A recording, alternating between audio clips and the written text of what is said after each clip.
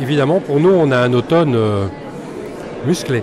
Parce qu'entre les conférences, la conférence des parties prenantes, le PLFSS qui a un impact réel sur nos exercices, et puis surtout la convention médicale qu'il nous faudra avoir signée avant le 30 mars prochain, on a des échéances lourdes, fortes.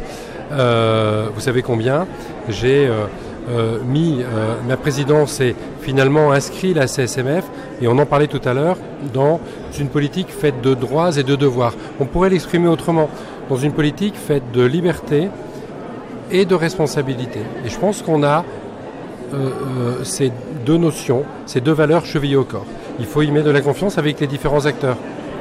Les élus, les autres professionnels de santé, intimement convaincus qu'on a besoin de tous pour réussir ce pari-là, mais également l'État, et on a, je ne m'en suis pas caché, une réelle écoute et un temps d'échange qui est très positif avec le ministre de la Santé François Braun et Agnès Firmin-Lebaudot avec qui j'en discutais ce matin, ce même temps d'écoute.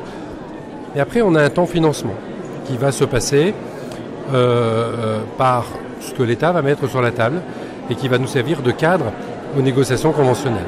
Et c'est certain que la CSMF défend l'idée de l'entreprise médicale dans le sens entreprendre pour répondre à cette problématique de besoin de soins.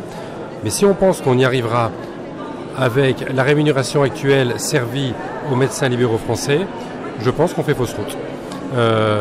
Et qu'il faut s'en donner les moyens. Et il faut donner les moyens aux médecins, il faut donner les moyens aux autres professionnels de santé, mais en ce qui concerne la CSMF, aux médecins, d'aller vers ce modèle entrepreneurial.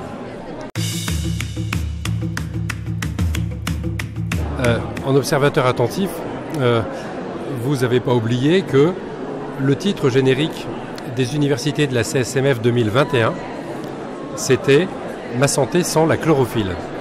Et donc, le titre générique, c'était d'avoir toute cette discussion autour de la santé environnementale, du cabinet vert, de la façon dont on y parvient. François Braun parle de boîte à outils en permanence et on va y piocher et inventer les outils nécessaires dans son propre territoire, et bien ça en fait partie.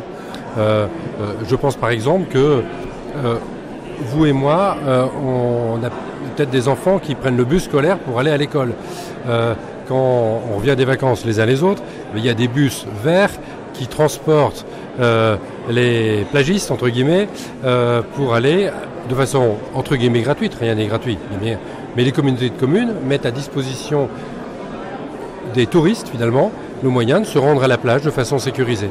Eh bien, je ne dis pas que c'est la piste, mais on peut peut-être en prendre conscience pour amener les patients qui sont dans un village ou un territoire où il n'y a plus de médecins vers le centre de santé, la maison de santé pluridisciplinaire, le regroupement des médecins, l'entreprise médicale où il y en a.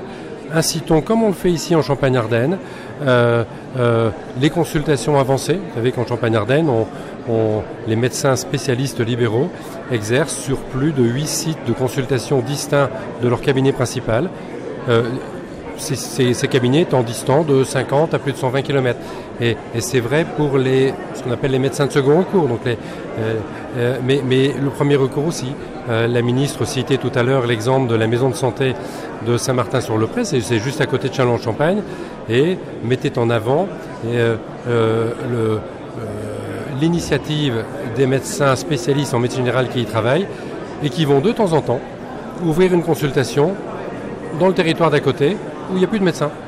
Et tout ça, je pense que c'est à la fois une démarche responsable médicale, mais c'est une démarche environnementale.